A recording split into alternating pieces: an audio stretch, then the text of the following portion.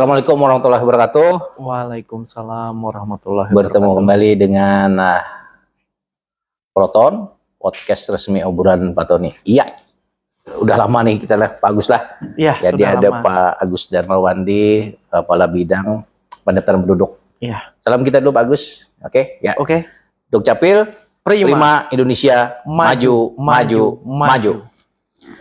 Baik, sahabat Dukcapil se-Nusantara, se-Indonesia, se-Kalimantan Selatan, khususnya di Kabupaten Hoseng Utara, Kota Amuntai dan sekitar. Alhamdulillah kita dapat bertemu kembali setelah sekian lama lah kayaknya, bagus lah kita lah. Nah, sudah itu kan. Setahun mungkin. Sudah jenggotan kumisan nih, Pak ya Allah. Sudah beda. Alhamdulillah, insyaallah sehat walafiat kita. Amin. Pun kebubuhan pian beritaan di manapun berada, khususnya di Kabupaten Hoseng Utara, bergabung kembali dengan kami di Dukcapil HSU Kabupaten Hoseng Utara, di mana tugas fungsi kami adalah melayani admin Dukcapil. Baguslah. Ya. Ya. Jadi ada beberapa hal mungkin yang selama ini sudah kita lewati bersama, tentunya khususnya di Dinas Kependudukan dan Pencatatan Sipil Kabupaten Hoseng Utara, dan makin dekat nih baguslah waktunya dengan puncak kita selanjutnya kan pilkada. Iya. Ini pilkada insyaallah di bulan November. 27 November kalau tidak salah begitu itu ya. Ya.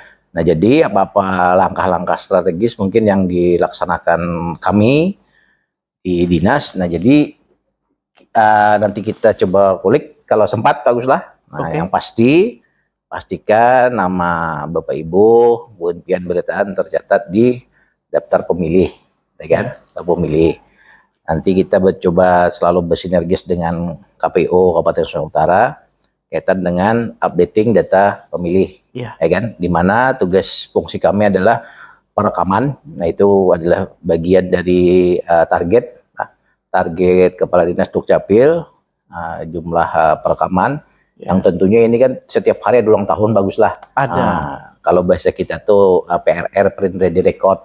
Ya. Tentunya ini kaitan dengan sarana prasarana dan tentunya mobilitas dari sumber daya kita di Dukcapil ini, dan alhamdulillah dengan doa dan berkat dukungan dari Bapak Ibu sekalian, acil-acil, paman-paman, Marina Beritaan yang mensupport kinerja kami dan tentunya memahami dan makin memahami, baguslah. Ya. Pentingnya admin Dukcapil, khususnya dokumen-dokumen yang kesehariannya digunakan oleh Bapak Ibu sekalian. Dan kami tentunya kada bosan-bosannya nih mengingatkan ya Allah. Jadi terus simak, pantau ke sosial media kami. Nah, di sini kah? Nah, ya, admin tolong admin lah, itulah. Di situ silahkan bertanya, kemudian ada juga nomor itu informasi dan pengaduan di situlah. Karena kenapa ya, itu kalau ulun sih ya, kalau Tony itu ya itu rohnya Dukcapil gitulah. Iya. Karena kan layanan publik. Baik, terkait dengan itu kemudian ada juga judul yang menarik juga yang oleh Pak Agus nih kayaknya nih. Mbak juga habis diberangkatkan ke Jakarta ini kan. Jadi perlu disikapi juga, baguslah. Iya. Disikapi juga dengan hal yang positif untuk kita bersama, tentunya juga pemahaman yang pastilah. Iya, pasti. Sekali lagi pemahaman bagi kita semua warga masyarakat HSU, memahami apa ini sebenarnya ini yang akan disampaikan oleh Pak Kabid Pak Agus ini kan. Iya. Jadi apa ini judulnya ini, mungkin judulnya itu baguslah lah, pencatatan atas pelaporan peristiwa kependudukan. Nah, ini rame nih. Iya. Rame lah banyak nih kan, urusan kawin-kawinan nih rame nih, baguslah. Ini biasanya pokok bahasannya yang tidak cukup waktu biasanya. Wah, itulah baguslah, karena terkaitan rasa gitu kan. Iya. Perkawinan tercatat dan tidak tercatat. Nah, ini mudah-mudahan bisa diulas sedikit dari Pak Agus. Tapi kalau garis bawahnya sih ya, kita harus saling memahami tentunya gitu kan. Iya. Nah, kalau sudah posisinya ya itu yang terbaik, ya bagaimana lagi, baguslah. Ya setidaknya uruslah dokumen yang sesuai tentunya kan. Iya. Nah, di sini. Baik, itu mungkin pengantar Kadis, mungkin nanti di penutup mudah-mudahan sempat, dan kaitan dengan yang tadi khususnya di perekaman. Nah, tolong kita tetap bersinergis. Kemudian juga ini penting juga nih ya, bagi aparat desa nih lah. Iya. Ini apa ya, stressingnya mungkin. Jadi tolong tetap kita bersinergis. Nanti ada apa ya? Ada yang kami siapkan lah nanti untuk kaitan dengan data mungkin. Iya. Data yang bisa diakses atau diketahui kan. Yang dari Dapduk masuk pindah data nggak bagus lah. Iya. Nah itu kan terkait dengan Permendagri berapa itu bagus yang 24 tahun 2013 Nah, tentang administrasi kependudukan. Nah itu jadi ya kami kada tahu Pak penduduk kami dipindah datang nih Pak ya kan posisinya Iya. itu. Nah mungkin itu kaitan dengan tugas Kadis tadi nih kan lagi pendidikan soalnya Pak Kadis ini. Baik Bagus, silakan Bagus mungkin prolognya atau pengantarnya dan hal-hal lain mungkin yang kita bahas atau alun huwal mungkin lah kira-kira Oke, mudah-mudahan bisa siap. mewakili dari warga masyarakat kita nih khususnya di HSO. Silakan Bagus pengantarnya Bagus, langsung Bagus. Baik, Assalamualaikum warahmatullahi wabarakatuh. Waalaikumsalam warahmatullahi wabarakatuh. Salam sehat, Dukcapil, para pemerhati administrasi kependudukan dimanapun Anda berada, khususnya yang dari Kabupaten Hulu Sungai Utara.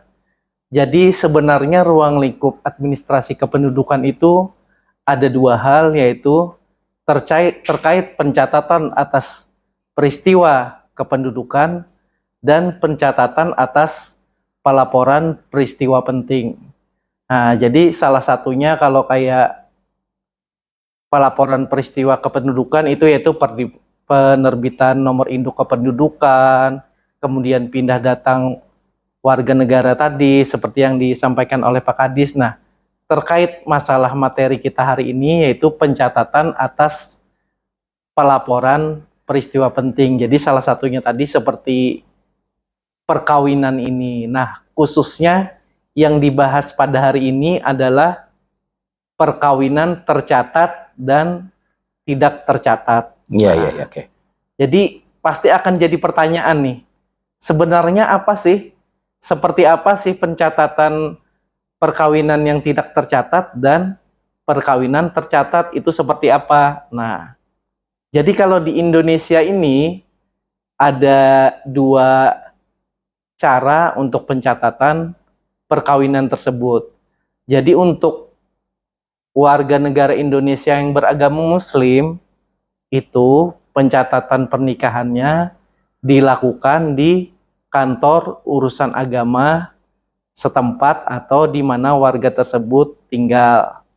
Nah, kemudian untuk non-Muslim itu bisa dilaksanakan pernikahannya di tempat atau sesuai dengan agamanya, kemudian dicatatkan di Dinas Kependudukan dan Pencatatan Sipil. Nah, itu jadi ada dua itu perbedaannya. Jadi untuk di Indonesia itu ada dua sistem pencatatannya, yaitu untuk yang Muslim tadi di dinas di kantor urusan agama, kemudian yang non-Muslim tadi di Dinas Kependudukan dan Pencatatan Sipil.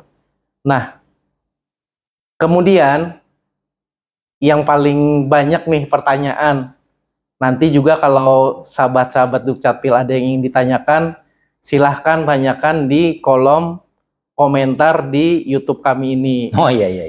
Ya kan Pak ya? Iya, betul. Supaya ada interaksi kita nih. Iya. Dan ada mungkin masukan atau saran kepada YouTube kami. Nah, jadi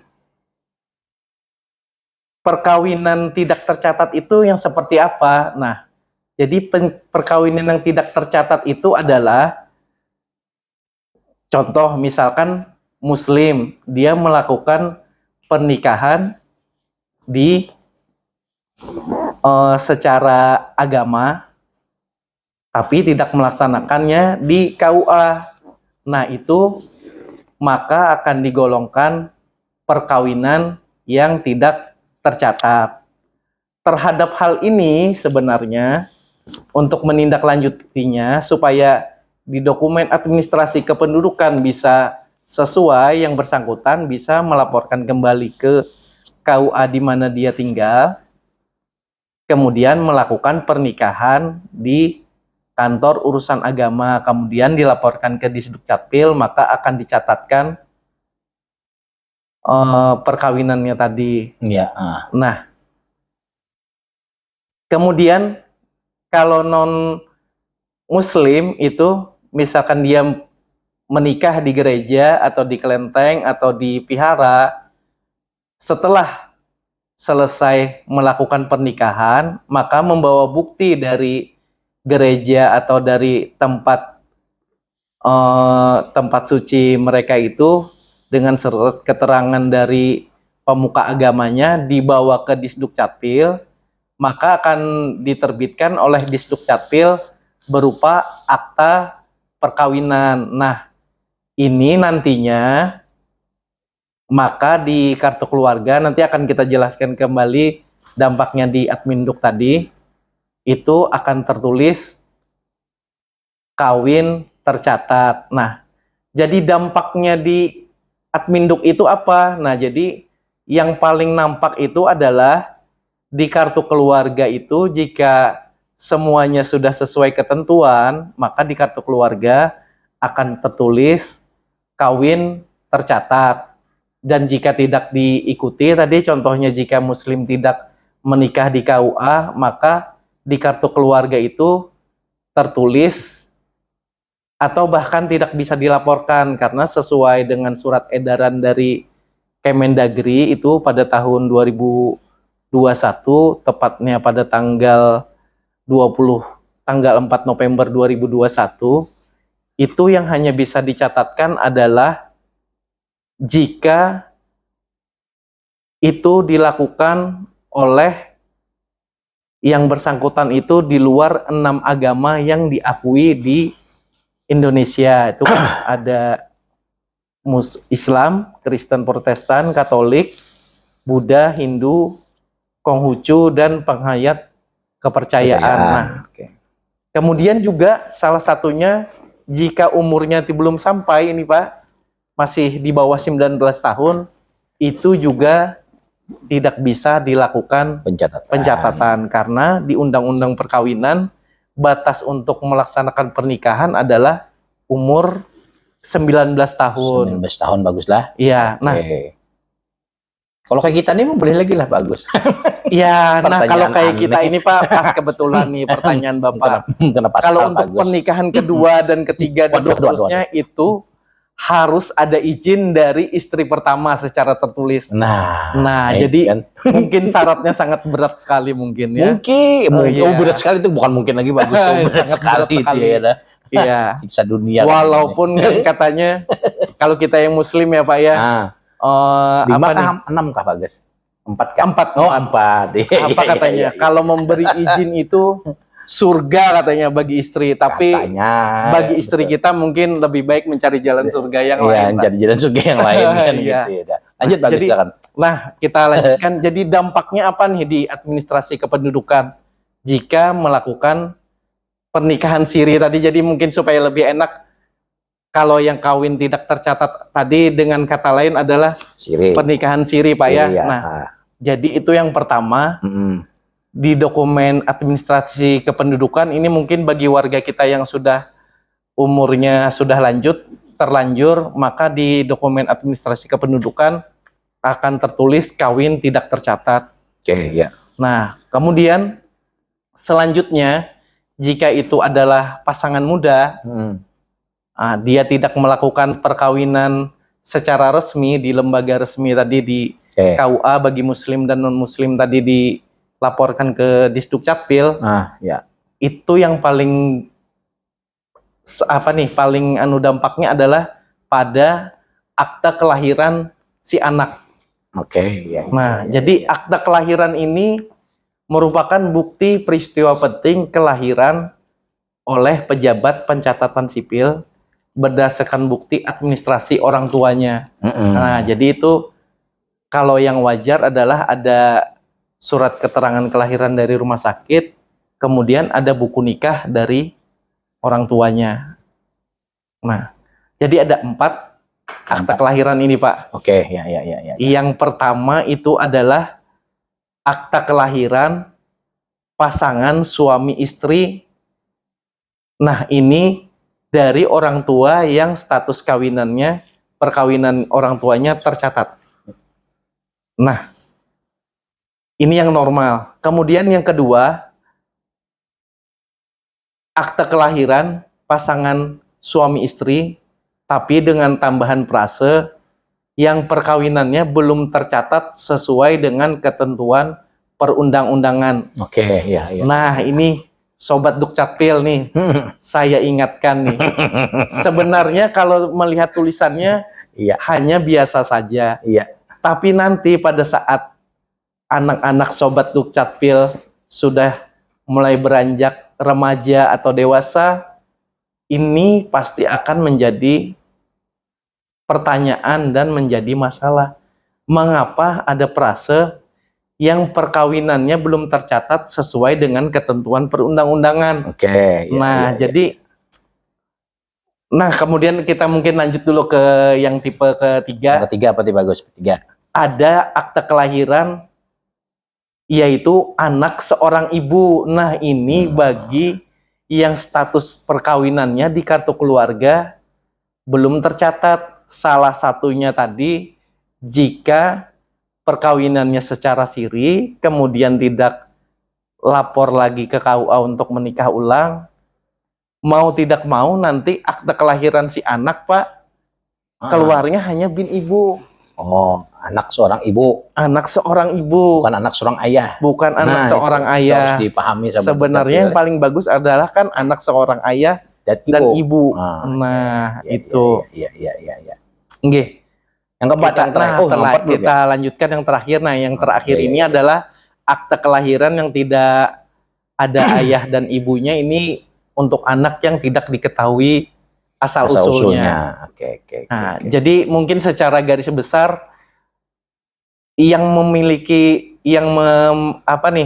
terdampak sekali jika perkawinan tidak tercatat ini adalah anak-anak dan mungkin perempuan, sebagian perempuan. Oke. Ya, Jadi ya, hak-haknya ya. sebagai warga negara mungkin tidak bisa terpenuhi secara penuh. Oke. Ya.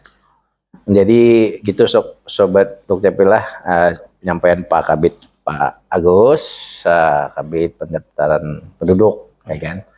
Jadi menarik sebenarnya, baguslah dan harus menarik ini kita nih, karena kepastian hukum khususnya pada anak dan kepada perempuan khususnya kan, itu biasanya perempuan nggak binikah kayak itu kan, bakas binikah juga kan posisinya itu, mohon maaf kita betul. Jadi kenapa ulun sampaikan di awal tadi, saya sampaikan di awal tadi untuk kita saling memahami, dan tentunya kan kita tahulah itu kan nggak siapa yang mau kan bercerai bersarakan, baguslah. Nah, di situ cuma ingat ada hak anak kita di situ dan istri kita di situ, dan juga hak-hak kita juga ada di situ posisinya. Nah, jadi kita harus saling memahami dan tentunya mendorong untuk berproses di ranah sini, baguslah. Nah, di mana ranah kami juga khusus Dukcapil itu hanya melakukan pencatatan perkawinan bagi yang non-muslim. Nah, kemudian untuk dokumennya baru kita ubahkan setelah ada keputusan pengadilan kan. Nah, begitu kalau normatifnya seperti itu, dan bukan tempat curhat kami ini kan. Apalagi Pak Agus curhat ya Allah kan, biar bakawinan Kak Pak Agus kira diundang ya. Biar masyarakat juga ya kan, masalahnya ke kami, bukan begitu, tidak. Jadi sebagai aparat pemerintah tentunya Dukcapil sebagai urusan pemerintahan Bing Dukcapil ya tentunya harus memaksimalkan, dan kami tidak bisa kalau tidak bersinergis dengan buhan-buhan pemerintahan itu. Tapi tadi menarik bagus, sedikit lagi bagus kita karena waktu juga baguslah. Tadi kan singkat tadi kaitan dengan yang tua-tua kah jadi tadi ya, yang tua-tua tadi karena kalau menurut Pak Agus ini asumsi boleh lah, asumsi Pak Agus. Ini seolah-olah Kadis ini sebagai warga nih lah asumsi. Kalau tua-tua aja tadi biasanya umur berapa tuh, perkawinan tahun berapa tuh Pak Agus, atau maaf nih umur berapa sih ini, apakah pengecualian itu apakah anomnya apa nggak ya juga misalnya Pak Agus, kalau boleh asumsi nih sebagai kita untuk pengayaan aja lah dari sisi dari sisi lapangannya kayak itu, dari sisi yang terjadi sebenarnya gitu kan. Makanya tadi kan kita garis bawahi kan, memahami gitu kan posisinya, karena perkawinannya tidak tercatat tadi lah itu kan tadi kan sebelumnya tadi. Kayak apa bagus menurut Pian? Bagus, singkat bagus. Mungkin. Baik, jadi yang maksud ulun tadi yang sudah tua tadi mungkin dokumen administrasi kependudukannya masih yang zaman dulu Pak, yang masih kartu keluarganya yang hijau itu. Yang hijau. Kemudian masih belum Yang merah, siap. Bang? Yang merah, Bang? Siak masih belum terpusat, sama termasuk Oke. yang iya. merah tadi. Nah, jadi kan kalau kita zaman dulu itu kan di kartu keluarga kita yang dulu waktu masih belum siap terpusat itu hanya ada keterangan kawin dan tidak kawin. Ya. Nah, jadi terhadap pasangan yang seperti ini, kalau untuk dia update data akan dimintakan fotokopi buku nikahnya. Buku nikah. Nah, kalau tidak bisa melampirkan, nah itu ada kebijakan dari Kementerian Dalam Negeri di Adminduk itu, yaitu yang bersangkutan harus mengisi STPJM kebenaran suami istri. STPJM itu adalah surat pertanggungjawaban mutlak. Nah, bermaterai. Nah, terus tadi yang anom-anom di yang muda-muda nih, nah kan ada untuk kemungkinan juga kan yang muda-muda nih, maksudnya nih mungkin ya kalau ini ya sekarang nih kisaran umur 25 lagi bini maksudnya lah, 25 sampai 35 mungkin gitu. Itu gimana bagus kalau boleh asumsi kita nih lah, kalau boleh asumsi. Jadi terhadap pasangan yang seperti ini kalau masih belum ada, tidak ada buku nikahnya, nah sebenarnya sesuai ketentuan, dari situlah kita dasar untuk instansi yang bersangkutan untuk mengadakan program isbat nikah. Oke, nah iya. Nah, itu apa tuh isbat nikah? Nah, jadi isbat nikah itu yaitu yang bersangkutan melegalkan pernikahannya. Nah, ini di bidang catatan sipil Nah, di bidang Ibu Ida nih. Iya, jadi sipil, dan kita di Sdukcapil HSU sudah ada kan Pak kerjasamanya kemarin Pak. Apa namanya? Namanya Inikah Cinta. Waduh, ini keren kan ya sahabat Sdukcapil namanya. Inikah Cinta inilah posisinya nih. Jadi kita ada kerjasama dengan Pengadilan Agama. Itu nama program atau anunya lah, kegiatannya lah ini Inikah Cinta. Kenapa Inikah Cinta? Ya ini pang cinta, ya kan? Ya kan, karena cinta tadi ini kan, jadi bermasalah mungkin jadi ini kan itu. Nah itu jadi harus mencatatkan, baguslah. Harus mencatatkan. Nah, tentunya dengan segala konsekuensi tentunya kan. Nah, kenapa? Ya tadi balik lagi untuk kepastian hukum, ya kan? Dan diri kita, mungkin lakinya, mantan ada bininya, dan tentunya anak itu. Karena anak tuh ada bekas anak, baguslah. Iya, nah, betul sekali. Kalau bekas kabit ada, bekas kadis ada. Nah itu.